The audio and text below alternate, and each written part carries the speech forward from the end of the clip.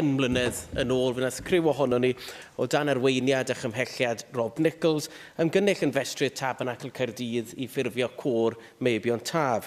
Ers hynny, mae'r côr wedi bod yn fuddugol yn y Genedlaethol, eisteddfodau lleol ac mewn sawl wŷl cerddorol. Y cerddor amryddawn Steffan Jones yw'r arweinydd bellach, ac o dan ei faton mae'r côr wedi mynd o nerth i nerth gyda rhyw 70 o gantorion. Yn gwbl allweddol i lwyddiant y côr y mae Lowri Guy, y cyfeilydd am bron y cyfnod i gyd. Nad yw'r côr yn goffod gwrando ar fy ymdrechon i ganu bellach ers sawl blwyddyn bellach, gallaf dystio o hyd ar lefel bersonol o garedigrwydd a gofal y côr yn y llon a'r lleddf.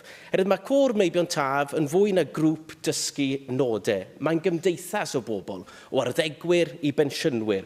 Mae'n creu siaradwyr Cymraeg, hyderus.